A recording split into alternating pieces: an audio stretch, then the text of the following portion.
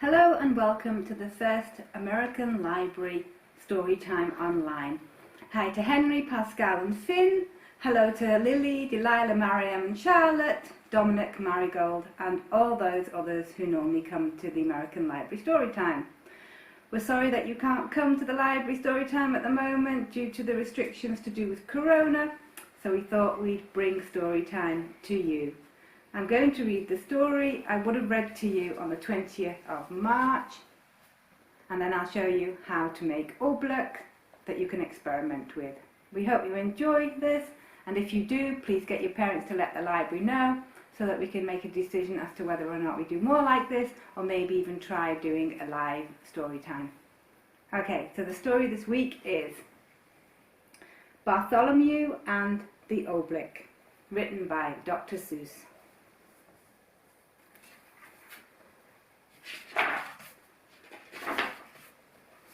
They still talk about it in the kingdom of Didd, as the year the king got angry with the sky. And they still talk about the page boy, Bartholomew Cubbins. If it hadn't been for Bartholomew Cubbins, that king and that sky would have wrecked that little kingdom. Bartholomew had seen the king get angry many times before, but that year, when His Majesty started growling at the sky, Bartholomew Cubbins just didn't know what to make of it. Yet all that year the old king did it. All year long he stared up at the air above his kingdom, muttering and spluttering through his royal whiskers. The things that come down from my sky. All spring, when the rain came down, he growled at that. All summer, when the sunshine came down, he growled at that. All autumn, when the fog came down, he growled at that. And that winter, when the snow came down, he started shouting, "This snow, this fog, this sunshine, this rain, bah! These four things that come down from my sky." "But King Derwin," Bartholomew tried to calm him, "you've always had these same four things come down." "That's just the trouble," bellowed the king. "Every year, the same four things. I'm mighty tired of those old things. I want something new to come down." "Something new come down?" Bartholomew gasped. "That's impossible, Your Majesty. You just can't have it." "Boy, don't you dare tell me what I can or cannot have. Remember, Bartholomew, I'm a king." "I know, sire," said Bartholomew. "You rule all the land, and you rule all the people, but even kings can't rule the sky." "Can't, eh?" Then His Majesty flew into a terrible rage. "Well, maybe other kings can't do it, but maybe I'm the one king who can. You mark my words, Bartholomew Cubbins, I will have something new come down." But how to get something new to come down? That was rather hard to think up. And for many days the old king stomped around trying to figure out some way to do it. Then finally, late one night, when all the lords and ladies of the palace were fast asleep, just as the king was buttoning his royal nightshirt, he suddenly stopped still. A strange, wild light began to shine in his grey-green eyes. "Why, of course," he began laughing. "They can do it for me. Bartholomew Cubbins, blow my secret whistle. Quick, call my royal magicians." "Your magicians, Your Majesty?" Bartholomew shivered. "Oh no, Your Majesty, don't call them. You hold your tongue, Bartholomew Cubbins. You do as I command. Blow my secret whistle." "Yes, sire," Bartholomew bowed. "But Your Majesty, I still think you may be very sorry." He took the king's secret whistle from its secret hook. He blew a long, low blast down the king's secret stairway.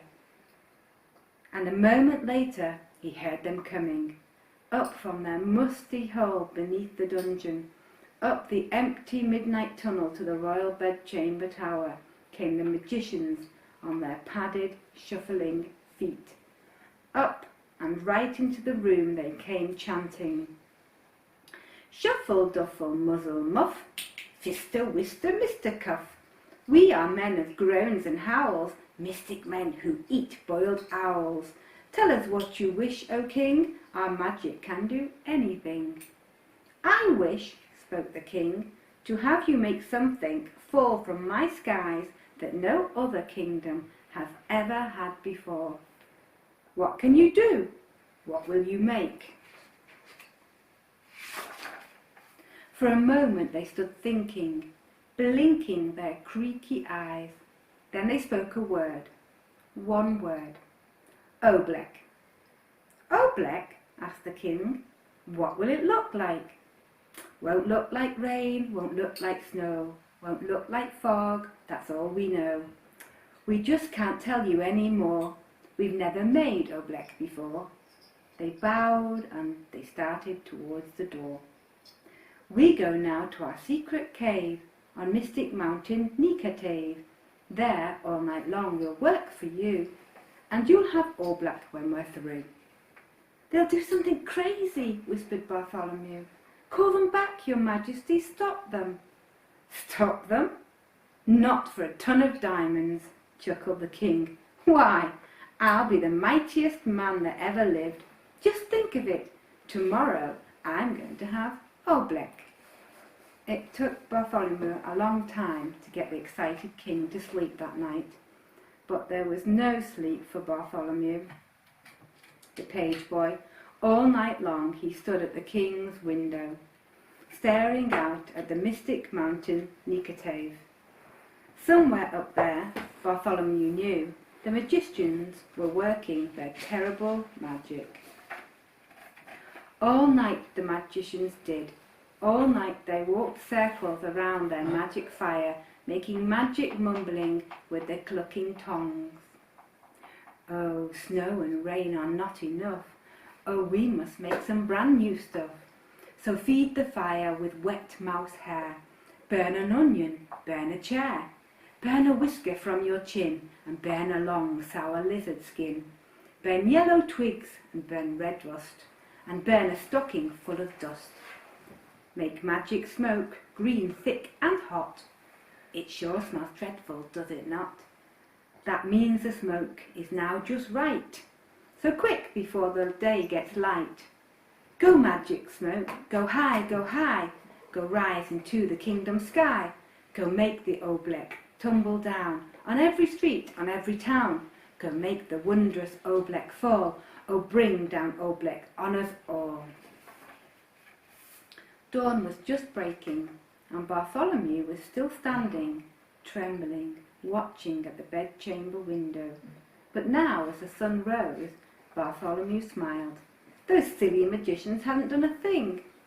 Then suddenly Bartholomew Cubbins stopped smiling. Was he seeing things? No, there was something strange up there in the sky. At first it seemed like a little greenish cloud, just a wisp of greenish steam. But now it was coming lower, closer, down towards the fields and farms and houses of the sleeping little kingdom. It was swirling around the topmost turrets of the palace. Tiny little greenish specks were shimmering in the night, right over his head. Queer little greenish blobs, just about the size of grape seeds. He stretched out his hand. He started to catch one. Then he pulled his hand back. There was something frightening about those blobs.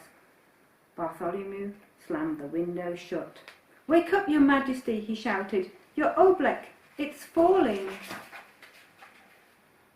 The king sprang out of his royal bed sheets. By my royal whiskers, it is, he cried.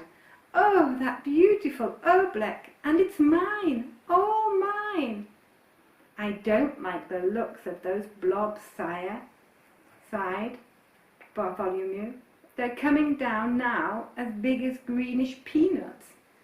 The bigger the better, laughed the king. Oh, what a day! I'm going to make it a holiday. I want every man, woman and child in my kingdom to go out and dance in my glorious oobleck. Out in that stuff? Asked Bartholomew. Do you really think it's safe, sire? Stop asking foolish questions, snapped the king. Boy, you run to my royal bell tower. Wake my royal bell ringer and tell him to ring the great holiday bell. For a moment, Bartholomew Cubbins didn't move. Run, barked the king, and Bartholomew ran. Across the sleeping palace Bartholomew ran, then up the ladder of the higher bell tower. He climbed to the bell ringer's little cubby hole in the belfry. Ring your bell, he called. His Majesty the King proclaims today a holiday. The old man crawled out of his cot. He grabbed the bell rope. What's the holiday for, Bartholomew? You'll find out soon enough, said Bartholomew. The bell ringer yanked the rope. Nothing happened. He yanked it harder. Still nothing happened. Hey, what's wrong with my bell? He murmured. I'd better take a look outside. He poked his head out through the little trap door. Merciful gracious, he gulped. What is that? All over my bell, like greenish molasses. Not only your bell, Bartholomew cried. Look at that poor robin down there in that tree. She's stuck to her nest. She can't move a wing. That oobleck's gooey. It's gummy. It's like glue. Oh, the bell ringer wrung his hands. If that green stuff sticks up robins, it'll stick up people too. Someone's got to warn the people, cried Bartholomew. Got to wake 'em and warn 'em to stay inside their houses.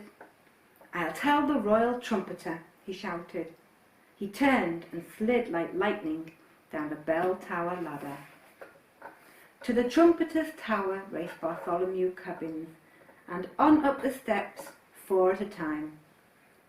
As he ran, he could hear the plop, plop of the oobleck on the window panes. It was pelting against the palace walls as big as greenish cupcakes now. He yanked the covers of the snoring trumpeter. He shoved his cold trumpet right into his sleepy hands. Get up! Warn the people! Blow the alarm! Alarm? Yawned the trumpeter. Then his eyes saw the oobleck. Those green things, Bartholomew. Where'd they come from?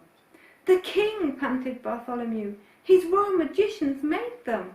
The royal trumpeter leapt from his bed. That king of ours should be ashamed. He jabbed his trumpet out of the window. I'll blow, he shouted, the loudest alarm that's ever been heard in the kingdom of Didd. But all the royal trumpeter blew was glug. My horn, he gulped. One of those green things flew inside it. He tried to blow it out. He couldn't blow it out. He tried to shake it out. He couldn't shake it out. I'll get it out somehow, he yelled. I'll pull it out. No, shouted Bartholomew. Don't you touch it. The trumpeter's hand was already in it. His fingers grabbed hold of the lump of oobleck. He could feel it squiggle around in his fist like a slippery potato dumpling made of rubber. He pulled with all his might. The oobleck began to stretch. Then, glong, the oobleck snapped back inside the trumpet. It yanked his arm back with it, right up to the elbow. I can't wiggle a finger, the trumpeter wailed. Oh, Bartholomew, what'll I do?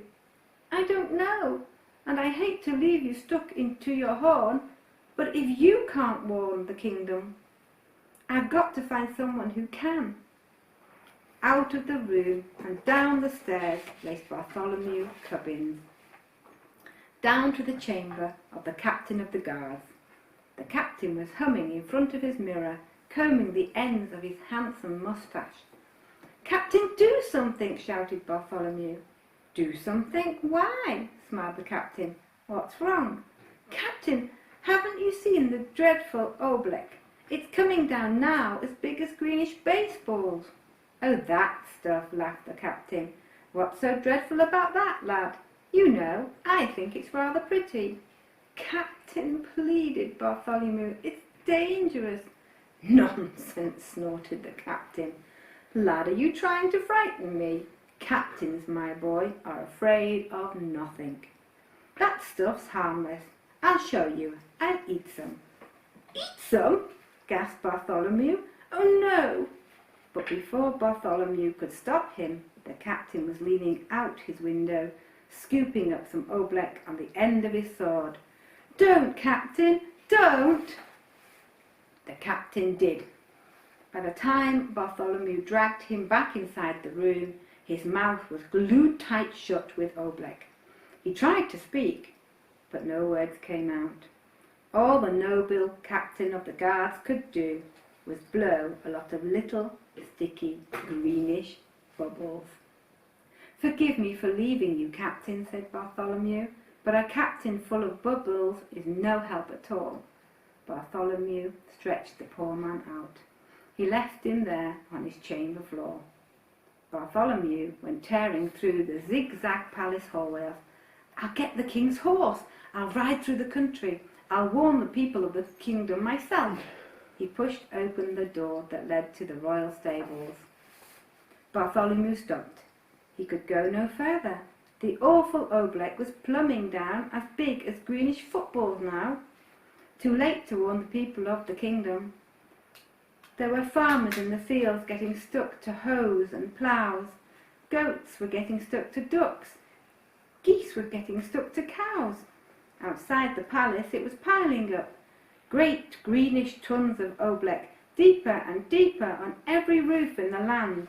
There was nothing Bartholomew Cubbins could do out there. Shaking his head sadly, he stepped back inside. But inside, a moment later, it was just as bad as out. With an angry roar, the oobleck was suddenly hitting the palace harder. It was battering and splattering against the walls, as big as greenish buckets full of gooey asparagus soup. Like a sinking sailboat, the whole palace was springing leaks. The oobleck was ripping the windows right off their hinges. It was dripping through the ceilings. It was rolling down the chimneys. It was coming in everywhere, even through the keyholes. From every bedroom in the palace came the howls of lords and ladies. Frightened in their nightgowns, they came jumping to their doors. Go back to your beds, get onto your blankets, Bartholomew Cubbins went crying through the halls. But nobody paid the slightest attention. Everybody in the palace started rushing madly about. The royal cook rushed down to the royal kitchen. Bartholomew Cubbins saw him trapped there, stuck to 3 stew pots, a teacup, and a cat. The royal laundress rushed outside to save her laundry. Bartholomew saw her stuck tight to the clothesline between 2 woolen stockings and the king's best Sunday blouse. He saw the royal fiddlers. They were stuck to their royal fiddles. Everywhere Bartholomew ran, he saw someone stuck to something. They were stuck up by the dozens.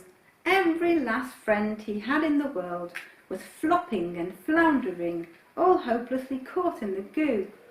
Then suddenly, midst the hubbub, Bartholomew gasped, "The king!" Where was the king? He'd forgotten all about him. It was in the throne room that Bartholomew found him. There he sat, old King Derwin, proud and mighty ruler of the kingdom of Didd, trembling, shaking, helpless as a baby. His royal crown was stuck to his royal head. The seat of his royal pants was stuck to his royal throne. Oobleck was dripping from his royal eyebrows. It was oozing into his royal ears. "Fetch my magicians, Bartholomew," he commanded. "Make them say some magic words. Make them stop the oobleck falling." Bartholomew shrugged his shoulders. "I can't fetch them, your majesty. Their cave on Mountain Nicotave is buried deep in oobleck." "Then I must think of some magic words," groaned the king. "Oh, what of those words my magicians say? Shuffle, duffle, muzzle, muff? That's all I can remember, and they don't do any good. The oobleck keeps on falling harder." Bartholomew Cubbins could hold his tongue no longer. And it's going to keep on falling, he shouted, until your whole great marble palace tumbles down. So don't waste your time saying foolish magic words. You ought to be saying something plain and simple. Simple words. Simple words? What do you mean, boy? I mean, said Bartholomew, this is all your fault. Now at least you can do is say the simple words, I'm sorry. No one had ever talked to the king like this before. What? He bellowed. Me? Me say I'm sorry? Kings never say I'm sorry, and I'm the mightiest king in all the world. Bartholomew looked the king square in the eye. You may be a mighty king, he said, but you're sitting in oobleck up to your chin, and so is everyone else in your land. And if you won't even say you're sorry, you're no sort of king at all. Bartholomew Cubbins turned his back. He started for the throne room door. But then Bartholomew heard a great deep sob. The old king was crying. Come back, Bartholomew Cubbins. You're right. It is all my fault, and I am sorry. Oh, Bartholomew, I'm awfully, awfully sorry. And the moment the king spoke those words, something happened. Maybe there was something magic in those simple words, I'm sorry. Maybe there was something magic in those simple words, it's all my fault. Maybe there was, and maybe there wasn't. But they say that as soon as the old king spoke them, the sun began to shine and fight its way through the storm. They say that the falling oobleck blobs grew smaller and smaller and smaller. They say that all the oobleck that was stuck on all the people and on all the animals of the kingdom of Didd just simply, quietly melted away. And then, they say, Bartholomew took the old king by the sleeve and led him up the steps of the high bell tower. He put the bell rope into His Majesty's royal hands, and the king himself rang the holiday bell. Then the king proclaimed a brand new national holiday in honour of the 4 perfect things that come down from the sky. The king now knew that these 4 old-fashioned things, the rain, the sunshine, the fog and the snow, were good enough for any king in all the world, especially for him, old King Derwin of Didd. The end.